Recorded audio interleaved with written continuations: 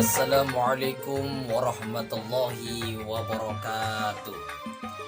Bismillahi alhamdulillah wassalatu wassalamu ala sayyidina wa maulana wa syafi'ina wa karimina wa habibina Muhammad Rasulillah wa ala alihi wa sahabatihi wa man tabi'a sunnatahu wa jama'atah min yaumina hadha ila yaumin nahdah. Pertama-tama yang paling utama segala puji bagi Allah Tuhan semesta alam yang telah menciptakan manusia makhluk yang paling sempurna untuk berpikir dan berzikir. Dan Allah pula telah memberikan beribu-ribu kenikmatan kepada kita, terutama nikmat iman dan Islam. Salawat dan salam semoga tercurah limpahkan kepada junjungan baginda Nabi besar kita Nabi Muhammad sallallahu alaihi wasallam, kepada keluarganya, para sahabatnya, dan semua pengikutnya, serta kita termasuk umatnya. Semoga senantiasa mahabbah, cinta, demen terhadap ajaran Rasulullah sallallahu alaihi wasallam. Nanti kelak di yaumil kiamat kita mendapatkan syafaatul uzmah dari beliau. Amin amin ya rabbal alamin. Yang kami hormati Bapak dosen pengampu mata kuliah Sejarah Peradaban Islam Klasik, Bapak Ahmad Afandi beserta keluarga. Semoga dalam keadaan sehat walafiat, sehat jasmani maupun rohani, dan semoga jembar rezekinya. Amin ya rabbal alamin. Dan tidak ketinggalan pula kepada seluruh mahasiswa mahasiswi IAIN Syekh Nurjati Cirebon, wabil khusus kelas PAIA semester 4, semoga tetap dalam lindungan Allah Subhanahu wa taala. Amin ya rabbal alamin. Kami dari kelompok 2 mata kuliah Sejarah Peradaban Islam Klasik, saya Amar Ma'ruf dan teman saya selaku pemateri yang pertama yaitu Evani Handayani, dan teman saya yang kedua yaitu selaku pemateri yang kedua Via Nur Fajriyah, dan saya selaku moderator dan pemateri yang ketiga. Di sini kami akan mempresentasikan tentang sejarah masa Nabi. Selamat menyaksikan. Assalamualaikum warahmatullahi wabarakatuh. Perkenalkan, nama saya Fani Handayani. Saya dari kelompok 2. Video kali ini saya akan menjelaskan tentang sejarah peradaban Islam pada masa Nabi. Sejarah peradaban Islam pada masa Nabi ini terbagi menjadi 2 periode, yaitu periode Mekah dan periode Madinah. Saya akan menjelaskan tentang periode Mekah. Yang pertama itu adalah masa sebelum menjadi Rasul. Nabi Muhammad dilahirkan pada tahun Gajah, tahun di mana ketika pasukan Gajah Abraham menyerang Mekah untuk menghancurkan Ka'bah. Namun, pasukan Abraham mengalami kehancuran. Peristiwa itu terjadi sekitar tahun 570 atau 571 Masehi atau 12 Rabiul Awal. Nabi Muhammad dipercaya ke Halimah dari suku Bani Sa'ad untuk diasuh dan dibesarkan asuhan Halimah hingga sampai Nabi berusia 6 tahun. Pada usia 6 tahun, Nabi Muhammad telah kehilangan kedua orang tuanya. Setelah itu Aminah ibu Nabi meninggal. Abdul Muthalib kakeknya mengambil tanggung jawab untuk merawat Nabi. Namun 2 tahun kemudian Abdul Muthalib meninggal dalam usia 80 tahun. Tanggung jawab selanjutnya beralih kepada paman Nabi, yaitu Abu Thalib. Ia sangat disegani dan dihormati di kalangan Quraisy dan penduduk Mekah. Secara keseluruhan, masa Nabi Muhammad hidup sebagai pengembala kambing.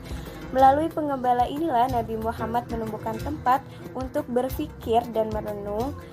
Titik kegiatan ini membuatnya jauh dari segala nafsu dunia, sehingga terhindar dari berbagai macam yang dapat merusak namanya. Oleh karena itu, sejak muda Nabi Muhammad sudah dijuluki Al-Amin atau orang-orang terpercaya. Ada 2 jenis pekerjaan yang dilakukan sebelum menjadi Rasul. Yang pertama, menggembala kambing ketika ia bersama ibu susuannya yaitu Halimatus Sa'diyah tinggal di desa. Yang kedua, berdagang ketika ia tinggal bersama pamannya. Ia mengikuti pamannya berdagang ke negeri Syam sampai ia dewasa dan dapat berdiri sendiri. Sebagai seorang pedagang, selain ia berdagang dengan pamannya, ia juga melakukan kerjasama dengan Siti Khadijah, seorang janda kaya. Khadijah memberikan modal untuk berdagang ke negeri Syam dan beliau memperoleh untung besar. Khadijah tertarik pada kejujuran dan akhlaknya yang baik dan ingin menjadi suaminya. Setelah sebelumnya ia berkali-kali menolak pinangan bangsa Quraisy, pernikahan Nabi dengan Khadijah bin Khuwailid berlangsung ketika Muhammad berusia 25 tahun dan Siti Khadijah 40 tahun dengan mahar 20 ekor unta. Usianya yang bertambah menyebabkan ia berpikir lebih mendalam. Budi pekerti yang luhur menjadikan jiwanya lebih suci. Allah pun telah melimpahkan hidayah kepadanya, sehingga tertanam dalam jiwanya untuk mengasingkan diri dari kehidupan sekitarnya untuk lebih mendekatkan diri kepada Allah. Siti Khadijah sendiri memberikan dukungan penuh terhadap keinginan Muhammad. Hal itu terlihat dari cara dalam memperlakukannya Muhammad, disediakannya makanan untuk bekal Muhammad dalam melaksanakan maksudnya di Gua Hira. Di sana Muhammad berpikir tentang alam dan khalidnya, tentang mati dan keadaan manusia sesudah mati dan lain-lainnya. Jiwa yang suci kian bertambah suci hingga turun wahyu melalui malaikat Jibril. Yang kedua, diangkatnya Muhammad menjadi Rasul. Menjelang usia 40 tahun, selama 1 bulan dalam setiap tahun Muhammad mengasingkan diri ke Gua Hira untuk merenungi alam dengan ciptaannya. Istrinya Khadijah memberikan dukungan penuh terhadap keinginannya tersebut. Disediakannya makanan untuk dibawa suaminya Muhammad sebagai bekal di Gua Hira itu. Demikianlah dilakukan Muhammad setiap tahun. Ketika usianya 40 tahun pada tanggal 17 Ramadan 611 Masehi, malaikat Jibril mendatanginya menyampaikan wahyu Allah. Yang pertama adalah surat Al-Alaq ayat 1 sampai 5. Berarti secara simbolis Muhammad telah dilantik sebagai Nabi akhir zaman. Nabi Muhammad menceritakan peristiwa yang dialaminya itu kepada istrinya Khadijah.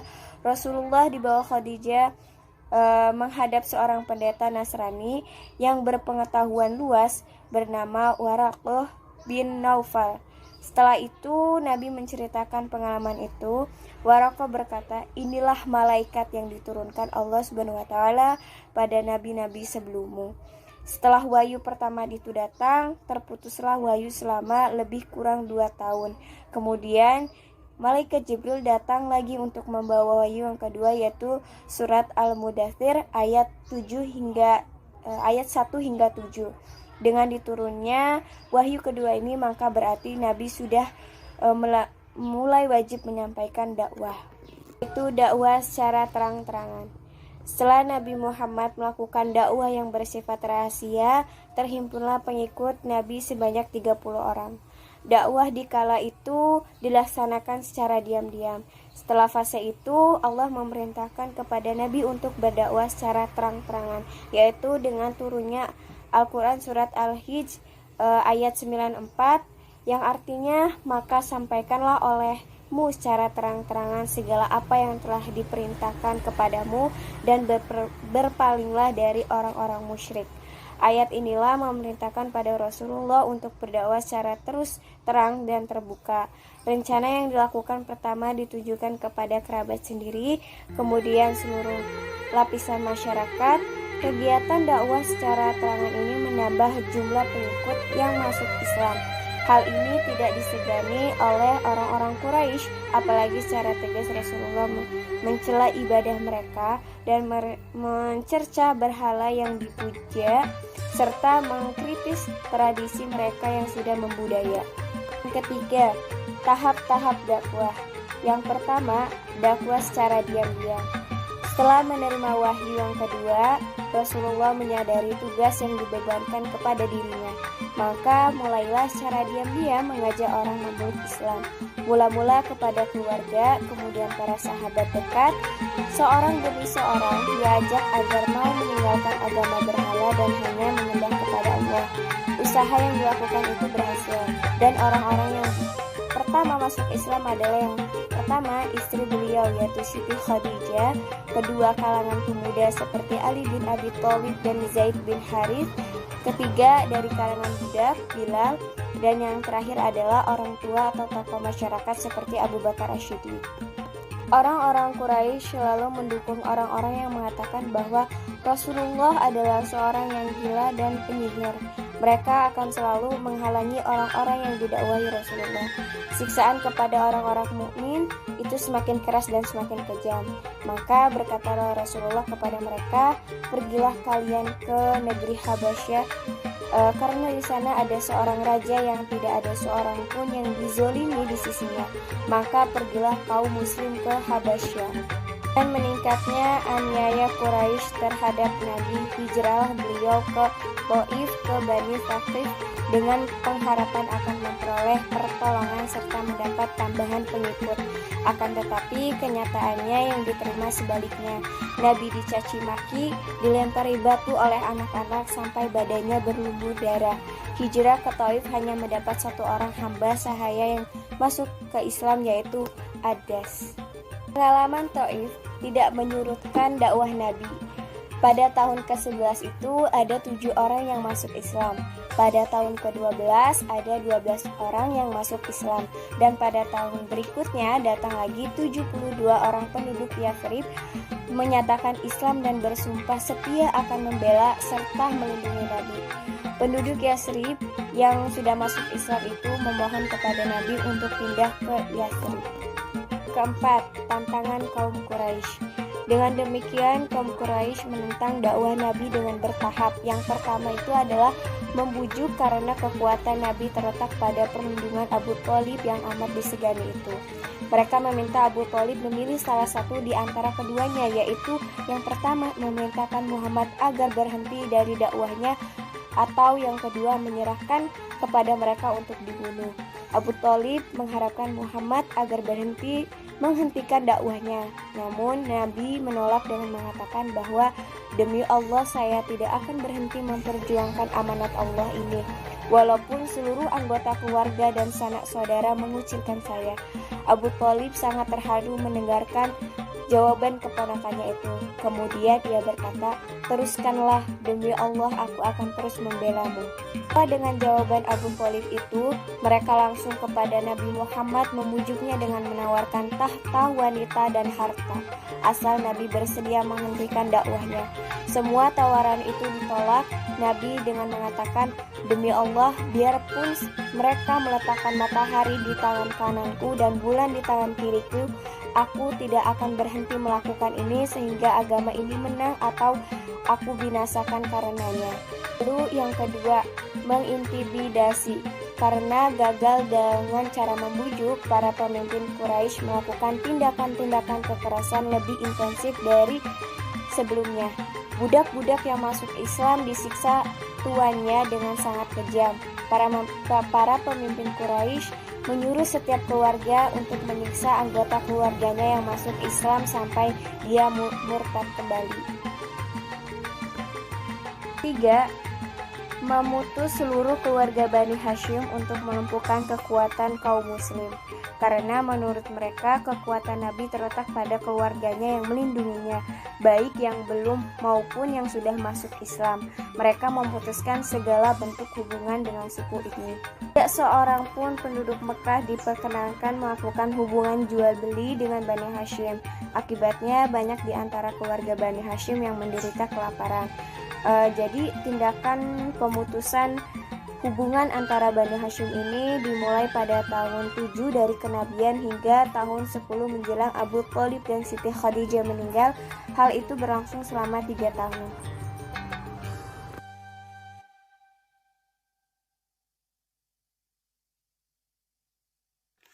Baik teman-teman, saya Fiana Fajriah. Di sini saya sebagai pemateri kedua yang akan melanjutkan materi selanjutnya. Baik, di poin selanjutnya yaitu Abu Thalib dan Khadijah wafat. Nah, tidak lama setelah pemboikotan itu dihentikan, pada tahun ke-10 dari kenabian, Nabi Muhammad SAW berganti menghadapi 3 peristiwa yang menyedihkan, sehingga tahun itu disebut dengan tahun duka cita. Adapun 3 peristiwa tersebut, pertama, pamannya Abu Thalib, pelindung utamanya, meninggal dunia dalam usia 80 tahun. Kemudian yang kedua, 3 hari setelah itu meninggal pula istrinya, yaitu Siti Khadijah dalam usia 65 tahun. Sepeninggal 2 pendukung utamanya itu, kafir Quraisy tidak segan-segan lagi melampiaskan nafsu amarah mereka terhadap Nabi. Melihat reaksi penduduk Mekah yang semakin brutal itu, terutama pamannya Abu Lahab dan istrinya, Nabi kemudian berusaha menyebarluaskan Islam keluar kota Mekah, yaitu ke negeri Taif. Kemudian yang ketiga, ketika Nabi berdakwah di Taif, beliau diejek, disoraki, dan dilempari batu, bahkan sampai terluka di bagian kepala dan badannya. Dari 3 peristiwa yang menyedihkan Nabi tersebut, menjadi penyebab tahun disebut dengan tahun duka cita dalam sejarah Islam. Kemudian materi berikutnya itu tahun duka cita dan Isra Mi'raj. Dalam situasi berduka cita di tahun duka cita yang dialami Nabi secara beruntun tahun ke-10 dari kenabian, Allah mengisra mi'rajkan Nabi Muhammad Shallallahu Alaihi Wasallam. Nah, ternyata setelah peristiwa Isra Mi'raj muncul perkembangan besar bagi dakwah Islam, karena sejumlah penduduk Yastrib yang terdiri dari suku Aus dan Khazraj yang berhaji ke Mekah, mereka menemui Nabi dan masuk Islam dalam 3 golongan. Pertama, pada tahun ke-11 kenabian, 6 orang dari suku Khazraj menemui Nabi dan menyatakan diri masuk Islam. Mereka mengharapkan agar Nabi bersedia mempersatukan kaum mereka yang saling bermusuhan di Yastrib. Kemudian yang kedua, pada tahun ke-12 kenabian, terdiri dari 10 orang suku Khazraj, 2 orang suku Aus, dan seorang wanita menemui Nabi dan menyatakan ikrar kesetiaan kepada Nabi. Kemudian yang ketiga, pada tahun ke-13 kenabian, sebanyak 73 orang di Yastrib meminta kepada Nabi agar berkenan pindah ke Yastrib ini. Mereka berjanji akan membela Nabi dari segala macam ancaman. Nabi menyetujui usul yang mereka ajukan. Nah, setelah kaum Quraisy mengetahui adanya perjanjian antara Nabi dan orang-orang Yastrib itu, mereka semakin gila melancarkan intimidasi terhadap kaum muslimin. Hal ini membuat Nabi segera memerintahkan para sahabatnya untuk hijrah ke Yastrib. Dalam musyawarah kafir Quraisy yang berencana hendak membunuh Nabi, Abu Jahal mengusulkan agar pembunuhan dilakukan oleh seluruh kabilah Arab melalui wakil masing-masing. Dengan cara begini, keluarga Nabi tidak akan mampu menuntut balas atas kematiannya. Berita tentang rencana pembunuhan Nabi itu diberitahukan Allah Subhanahu wa Ta'ala kepada Nabi dan diperintahkannya agar segera meninggalkan kota Mekah. Kemudian fase Nabi pada periode Madinah. Pertama, hijrah ke Yastrib. Nah, setelah mendapat perintah hijrah dari Allah Subhanahu wa Ta'ala, Rasulullah SAW menemui sahabatnya Abu Bakar agar mempersiapkan segala sesuatu yang diperlukan dalam perjalanan. Nabi juga menemui Ali dan meminta kepadanya agar tidur di kamarnya guna mengelabui musuh yang berencana membunuhnya. Senin malam Selasa itu, Nabi ditemani Abu Bakar dalam perjalanan menuju Yastrib. Keduanya singgah di Gua Sur, arah selatan Mekah, untuk menghindar dari pengejaran orang kafir Quraisy. Mereka bersembunyi di situ selama 3 malam. Setelah 7 hari dalam perjalanan, Nabi Muhammad SAW dan Abu Bakar sampai di Quba. Ketika tiba di Quba, sebuah desa yang jaraknya sekitar 10 km dari Yastrib, Nabi istirahat beberapa hari lamanya. Ia menginap di rumah Kalsum bin Hindun. Di halaman rumah ini, Nabi membangun sebuah masjid yang pertama kali dibangunnya yang dikenal dengan Masjid Quba. Sementara itu, penduduk Yastrib telah lama menunggu-nunggu kedatangan Nabi. Begitu Rasulullah tiba di kota Yastrib, beliau melepaskan tali kekang untanya dan membiarkannya berjalan sekehendaknya. Kemudian unta itu berhenti di sebidang kebun kurma milik dua anak yatim yang bernama Sahal dan Suhail yang diasuh oleh Abu Ayyub. Kebun itu dijual dan di atasnya dibangun masjid atas perintah Rasulullah. Sejak itu nama kota Yastrib ditukar menjadi Madinatun Nabi, tetapi dalam kehidupan sehari-hari biasa disebut Madinah. Kemudian poin berikutnya yaitu membangun masyarakat Islam. Guna membina masyarakat yang baru ini, Nabi meletakkan dasar-dasar kehidupan bermasyarakat di kalangan internal umat Islam. Pertama, pembangunan masjid. Setelah kabilah sebelum Islam datang, mereka memiliki tempat pertemuan sendiri-sendiri. Nabi menginginkan agar seluruh umat Islam hanya memiliki satu tempat pertemuan. Maka beliau membangun sebuah masjid yang diberi nama Baitullah.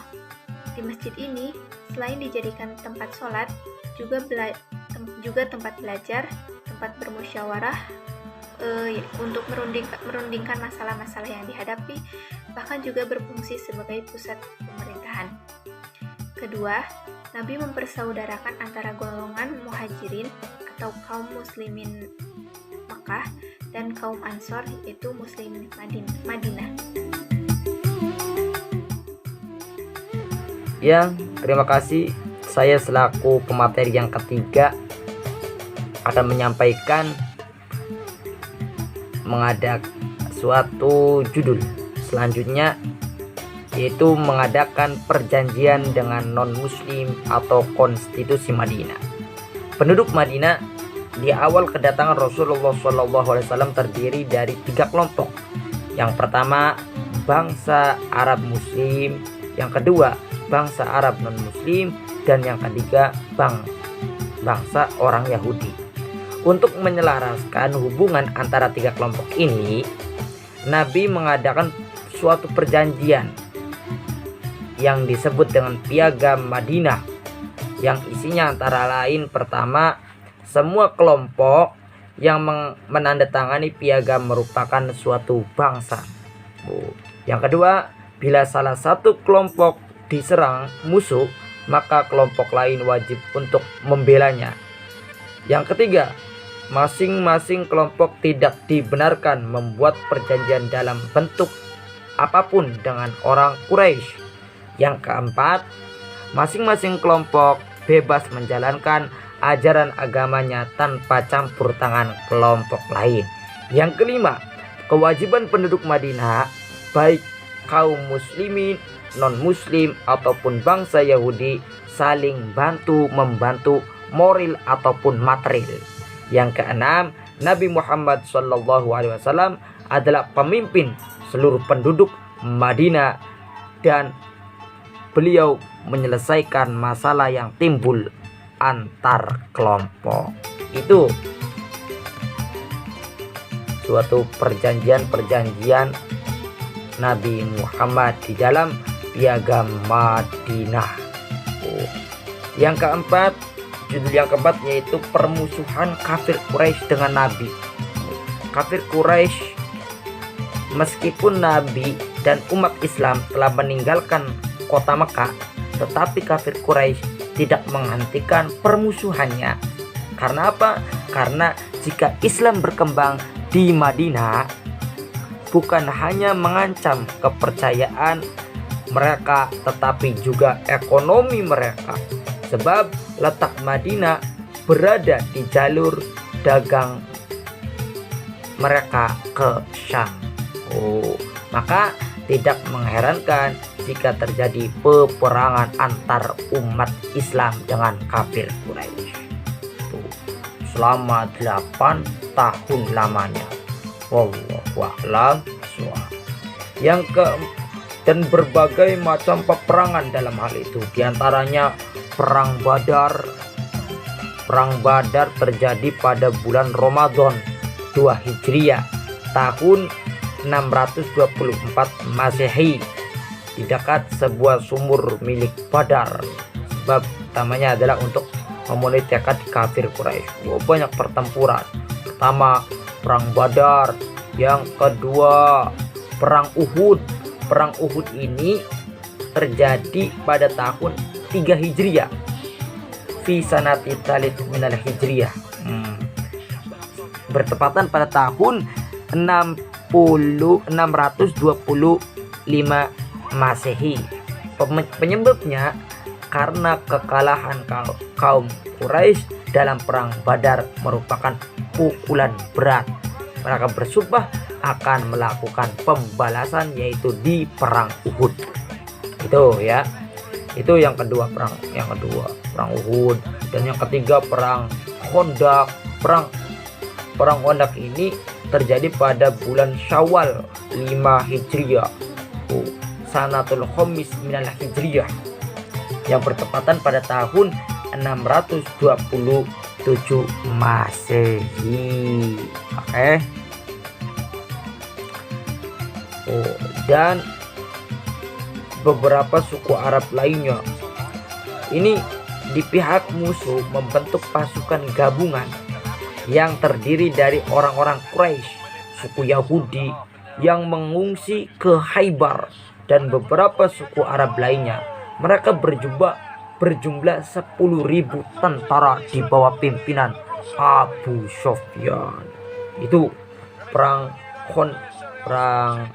Ahzab atau perang Khandaq. Yang keempat yaitu perjanjian Hudaybiyah. Apa itu perjanjian Hudaybiyah? Perjanjian Hudaybiyah pada tahun berapa perjanjian Hudaybiyah ini terlaksana? Perjanjian Hudaybiyah ini dilaksanakan pada tahun 6 Hijriah, ketika ibadah haji sudah disyariatkan. Nabi memimpin 1.000 kaum muslimin berangkat ke Mekah, bukan untuk berperang, melainkan untuk melakukan ibadah umroh. Karena itu mereka memakai pakaian ihram tanpa membawa senjata. Sebelum tiba di Mekah, mereka berkemah di Hudaybiyah, beberapa kilometer dari Mekah. Itulah perjanjian Hudaybiyah. Dan selanjutnya yaitu penaklukan kota Mekah. Penaklukan kota Mekah ini, penaklukan kota Mekah 2 tahun setelah terjadi perjanjian Hudaybiyah ternyata dilanggar oleh kaum Quraisy. Pada tahun 8 Hijriah, mereka membantu sekutunya Bani Bakar yang berperang dengan Bani Huza'ah. Huza'ah, sekutu umat Islam. Nabi menegur Abu Sufyan tentang bantuan yang mereka berikan kepada Bani Bakar. Dijawab Abu Sufyan bahwa perjanjian Hudaybiyah telah mereka batalkan. Oleh karena mereka telah membatalkan perjanjian Hudaybiyah secara sepihak, maka Nabi bersama 10.000 pasukan bertolak ke Mekah untuk melawan mereka. Jadi itu penaklukan kota Mekah. Dan kemudian tahun delegasi perutusan atau delegasi perwakilan. Kemudian adanya tahun perutusan, tahun delegasi pada tahun 9 dan 10 Hijriah, atau bertepatan pada tahun Masehinya yaitu 630 sampai 632 Masehi. Disebut tahun delegasi karena berbagai suku dari pelosok-pelosok Arab mengutus delegasinya, perwakilannya kepada Nabi untuk menyatakan diri tunduk di bawah kekuasaan Islam. Masuknya orang Mekah ke dalam agama Islam semua pada tahun itu. Dan kemudian Nabi Muhammad wafat, meninggal dunia 3 bulan setelah Nabi kembali ke Madinah beliau menderita sakit, Abu Bakar disuruh Nabi mengimami kaum muslimin dalam sholat sebanyak 3 kali. Bila beliau tidak sanggup melakukannya, sakit Nabi itu berlangsung selama 14 hari. Akhirnya beliau menghembuskan nafas terakhir pada hari Senin tanggal 12 Rabiul Awal 11 Hijriah dalam usia 63 tahun di rumah istrinya, yaitu Siti Aisyah.